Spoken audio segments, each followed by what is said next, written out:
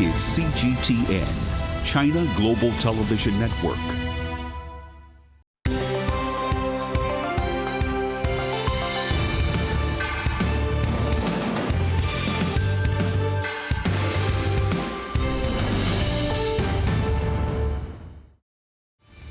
$4.3 billion people live across this vast continent called Asia, and we are telling their stories.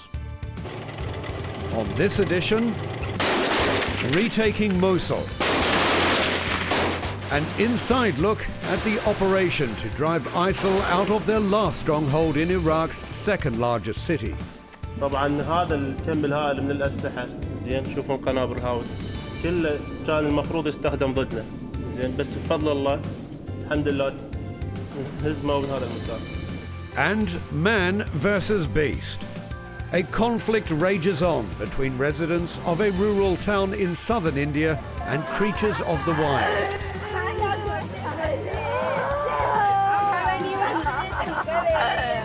I'm Jack Barton, and this is Assignment Asia.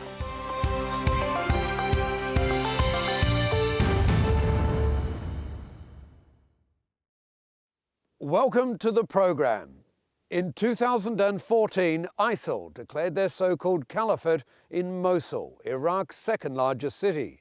The city became the group's stronghold, and its residents lived under ISIL's oppression for more than 2 years. But in 2016, the Iraqi army and militias attempted to recapture the city from ISIL. I was with the Iraqi Special Forces when they re-entered Mosul and witnessed firsthand the legacy of ISIL's attempts to govern the city.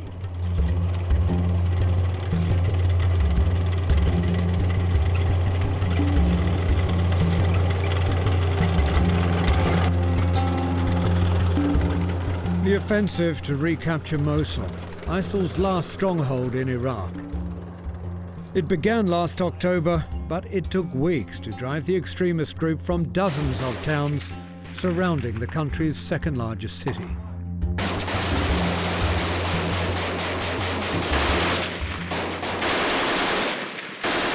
Even then, it was only the Special Forces who managed to enter from the east.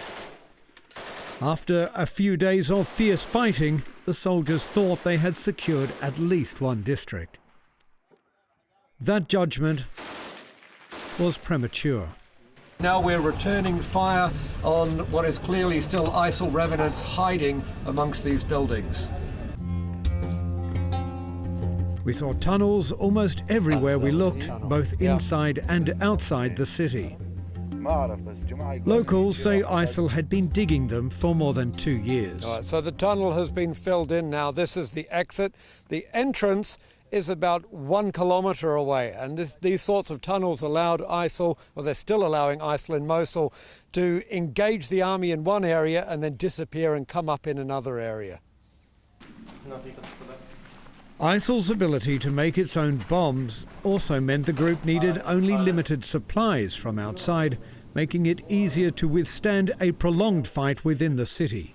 هذا شلون مثل ما تقول نموذج بعد ما خلوه كملوه من المصنع خلوه هنا جابوه خلوه هنا عندك داخل جمالونات باقي مجموعة من أفران وصهر الحديد صهر البرادة وقوالب وتورنات يسوون بيهن القنابل. Artillery specialist Muhsin Ukla and his team have been fighting ISIL all the way from just beyond Baghdad's city limits. And this is where the detonator is there? قبل التعبئة. قبل التعبئة. He says he has never seen such a large homemade weapons factory. طبعا هذا الكم الهائل من الأسلحة زين شوفون قنابل هاود كله كان المفروض يستخدم ضدنا زين بس بفضل الله الحمد لله هزموا من هذا المكان.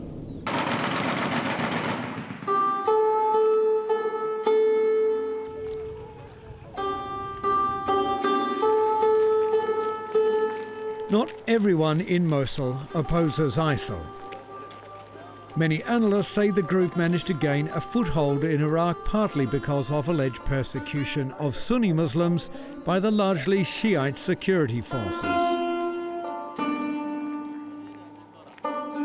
Some locals say life was bearable if you were a Sunni and followed every rule. But offences like smoking, owning a phone, or not attending prayers could lead to jail, flogging, or worse.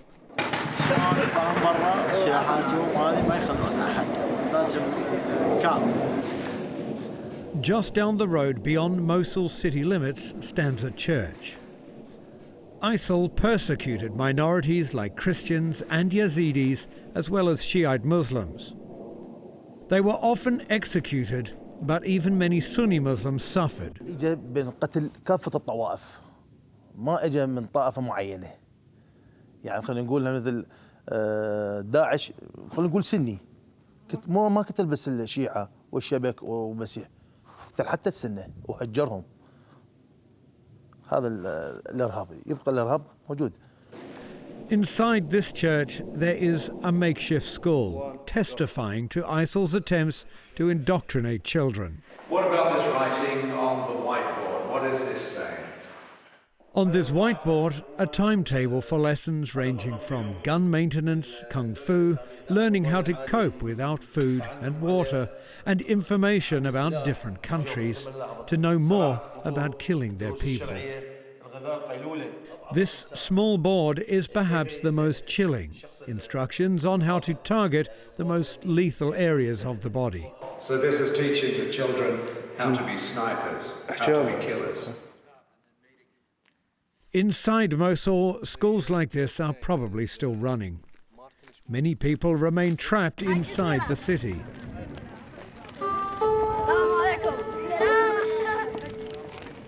For those caught attempting to escape, the penalty is execution. Some people have managed to flee to collection points set up by the Special Forces. It's a terrifying journey, and many people refuse to show their face on camera, for fear that ISIL would punish family members who are still trapped. بدأت يمنا احنا منطقة حي الخضراء بدأت يمنا قامت تقع هاونات والطرفين غادي يعني بدأت معركة غادي قمنا نزحنا على الحي القريب يمنا اللي هو السماح هسه اللي طهروا بعدها ماكو نزوح هو مجازف انه تطلع 50% انه تمسك تنقتل و 50% انه تخلص بس هو وضعك يستحق انه تجازف. From these collection points, people are taken to nearby camps. As tough as the conditions are in this camp, and they are indeed tough, they are much better than the conditions we saw down in Fallujah, the last city that the army recaptured from ISIL, and it's clear that lessons have been learned, more preparation put in place. قاعد نستلم أرزاق انطونا مواد غذائية انطونا مواد دواشق وبطانيات القضايا انطونا والخيمة كل واحد خيمة كل عائلة خيمة. But it's no substitute for home. اي والله على ارجع على القرية مالتنا بيتنا حلالنا نربي حلال. It's the sentiment shared by everyone we spoke to here. But the battle for Mosul is not over yet. And even when it is, it will likely take months of clearing rigged explosives before people can start moving back into the city that had been the biggest prize in ISIL's so-called caliphate. Iraqi leaders have assured their people that the progress against ISIL is steady, although slow. Iraqi authorities are also preparing for attacks in other cities should ISIL completely lose its grip on Mosul. When we return, another story about conflict, this time between humans and animals.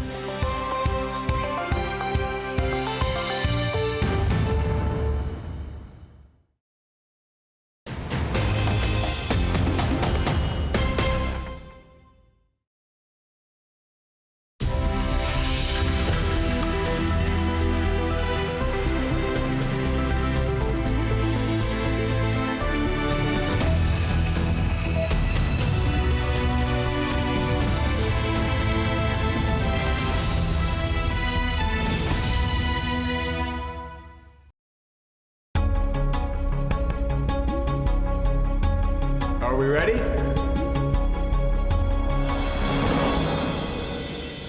China, a nation with the largest population on Earth, assuming a greater role economically and politically on the world stage. Understanding China is critical for all, though difficult for some. Behind the scenes of China's transformation, I'm Robert Lawrence Kuhn. Join me to get closer to China. Triangle, circle, or both? A story can take on a whole new meaning when looked at from a different perspective. I'm Liu Xin. Join me as I seek the hidden truth, asking direct questions to get answers that are to the point. Challenge your perceptions, Monday through Friday on CGTN, and get to the point.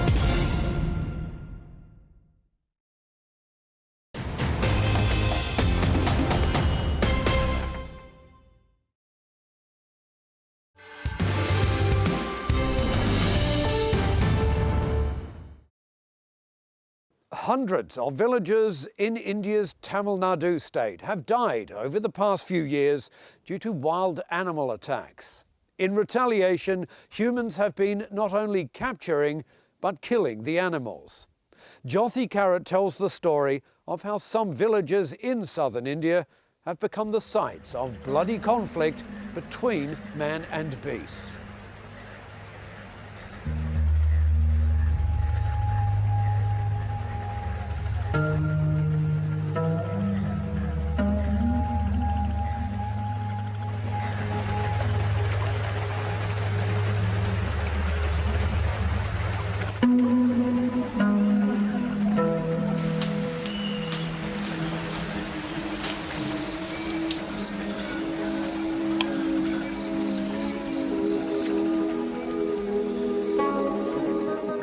चेहरा से मैं चिन्ह लो सबके तो खाए के अथी कर दे रहला के चेहरा से मैं चिन्ह लो जौन जौन पिंध हुई रहला से का देख लो और चिन्ह लो मैं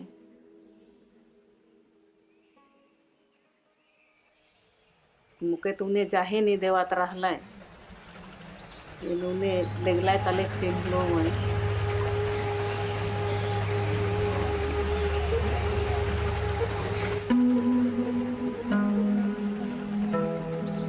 On March 12, 2016, the remains of a migrant worker were found on a patch of grass in the Nilgiri district, southern India. His name was Maggu, a worker in this sprawling tea estate. Postmortem findings revealed Maggu's killer was a man-eating tiger. पहले तो डर नहीं लगत रहला उतना आप तो डर लगेला ओसन हो गेला तो डर नहीं लगी आवी जैसन ढुकी तैसन लगेला खिड़की में बैठ रहत रहलो तो भात मन खाए होले हुलकी कट्ठी मन लाइन लाइन के आवत रहला तो हुलकी तैसन लगत रहला Maggu's death shrouded the village in fear. Afraid of tiger attacks, many villagers refused to step out of their homes.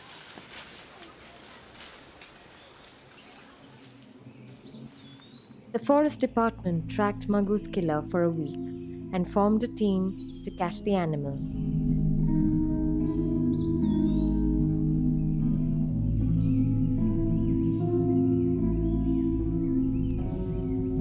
But the tiger had to be shot dead after efforts to tranquilize it failed.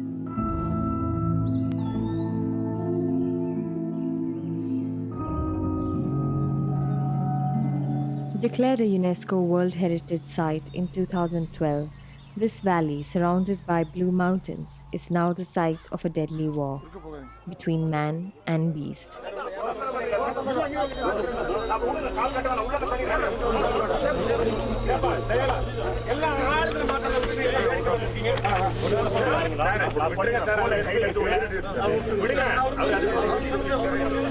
According to government records, 166 people in the state were killed by wild animals from 2012 to 2015.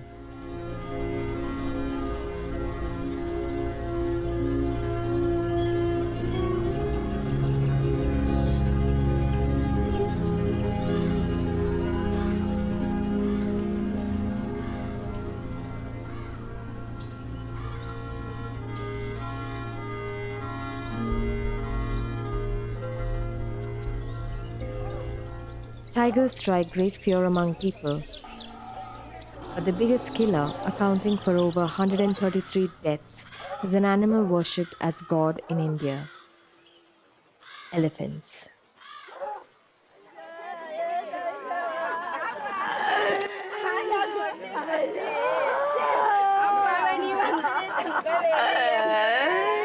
அப்பா வந்து ஐயங்குள்ள bathroom வேலைக்கு போவார். வாரத்தில் ஒரு நாளைக்கு 2 நாளைக்கு வீட்டுக்கு வருவார்.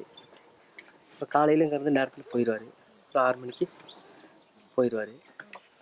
அந்த மாதிரி போயிருக்க டைமில் தான் ஆணைக்கிட்ட அடிபட்டார். The death of Muttaya from an elephant attack has caused grief and fright among his neighbors in Ayangoli. If a villager wants to go out during the so-called elephant hours, he or she risks being trampled upon by the giant mammal. So they observe a curfew. Authorities blame human encroachment on the animal's habitat for the attacks. Human-animal conflict is increasing in the past 4 or 5 years, not before that. Only in the past 4 or 5 years the conflict has increased, mainly due to the shortage of food supply, as I told you, in the inside the forest area. And because of that, it migrates to the other area. That is one reason. Second reason is that there are a lot of private tea estates encroaching upon the forest lands, and they try to erect upon the electric fences. And because of that, the regular route of the elephant is affected, and it tries to move crisscross into the other areas. And because of that, the elephant movement is restricted to the roadside and to the densely populated town areas.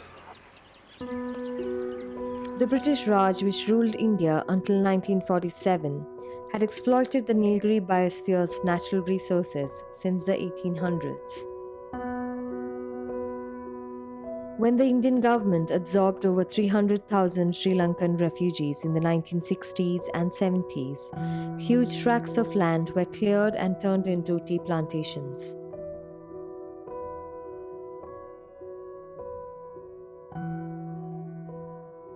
That gave the people jobs but also disrupted wildlife. நடவடிக்கையா மட்டும்தான் எடுத்துருக்காங்களே, பொதுவாக எந்த இதுவுமே பண்றதில்லை. ஏன்னா இது வந்து நிரந்தரமா இது நடந்துகிட்டே இருக்கு. யாருமே இதுக்கு வந்து எந்த ஒரு முன்னாக்ஷன் எடுக்கிறதே இல்லை. யானைகள் வருது போகுது, வந்தால் ஃபாரஸ்ட் வராங்க, 4 பேர் வராங்க, கொஞ்சம் அப்புறப்படுத்துவாங்க, மறுநாள் அதே இடத்துக்கு வந்தது. இவர் வீட்டுக்கு பக்கத்தில் வந்து டெய்லி வந்து 10 ஆனா 12 ஆனா நின்றுட்டு இருக்கும். இவர் வீட்டை விட்டு வெளில வர முடியாது. இங்கே உள்ள பக்கத்தில் உள்ள நாங்களாம் போய் தான் இவர் வீட்டை விட்டு வெளில கூட்டு வந்த சூழ்நிலை இருக்குது. அந்த அவ்வளோ பிரச்சனைகள் இருக்குது. இதெல்லாம் வந்து கவர்மெண்ட்டும் முக்கிய நடவடிக்கை எடுத்தே ஆகணும்.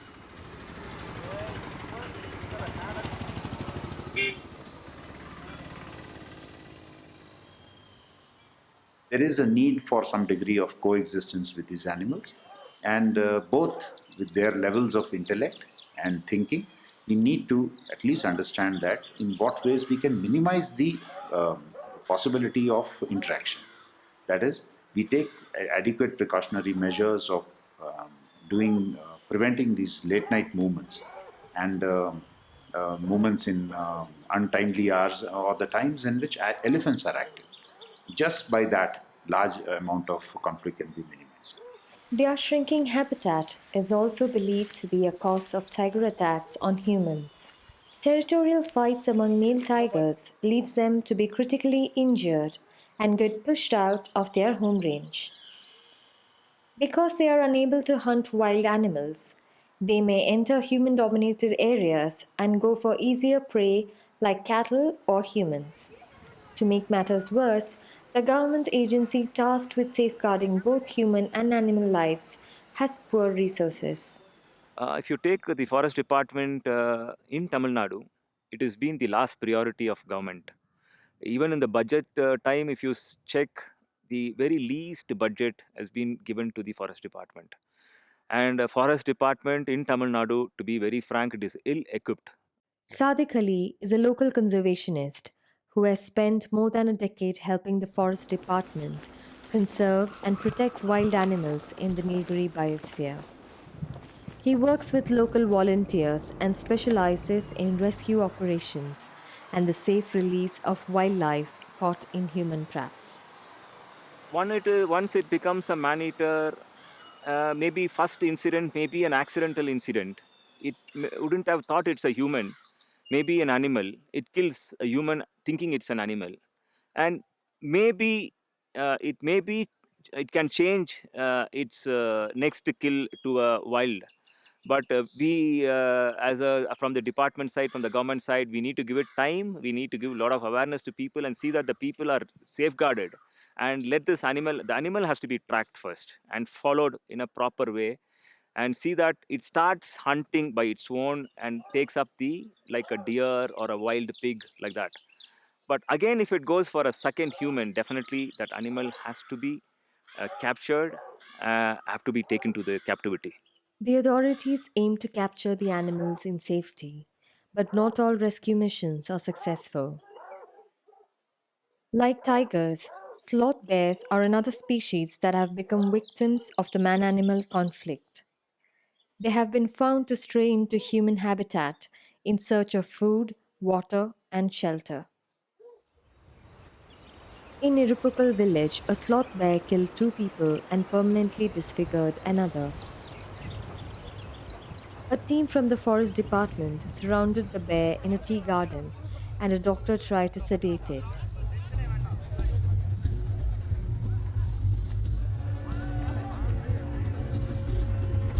But Sadiq Ali, who was part of the mission, says that some people beat the animal with wooden sticks.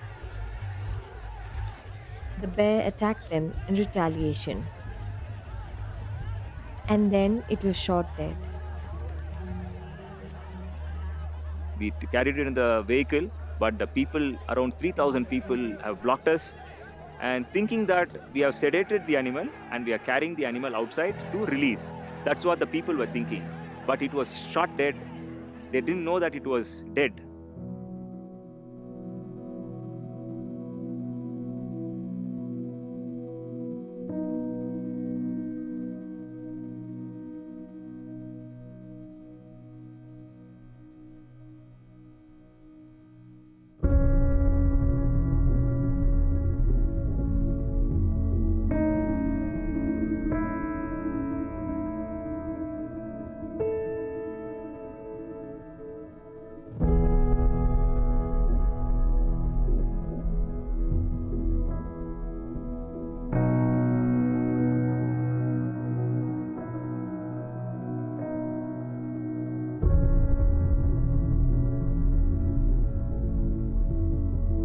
According to Sadiq Ali, successful rescue missions are possible if the operations are strategically planned and executed. On the other hand, an ill-conceived rescue mission could even result in death.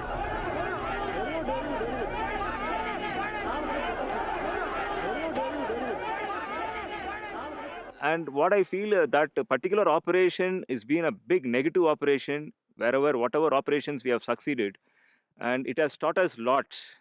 In future, we are not supposed to do that. It has given a good lesson to us.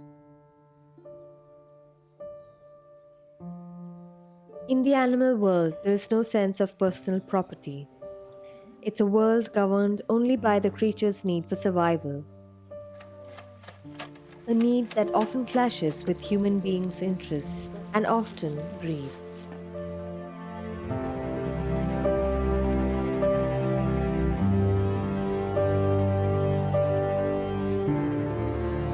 The ongoing war has dealt heavy casualties on both sides, but little has been done to mitigate it.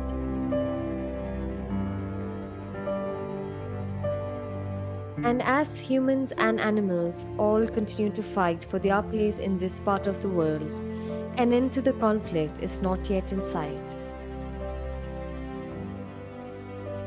For Assignment Asia, I'm Jyothy Karat in the Nilgiris, India. Environmentalists say that building trenches around human settlements to ward off animals will do little to prevent attacks. They say the best long-term solution is to ensure enough space in the forest and adequate food for the animals. Find out more about this and all the stories on today's program at our website www.assignment-asia.com. That's all we have time for this week. I'm Jack Barton. Thanks for watching, and join us again on Assignment Asia.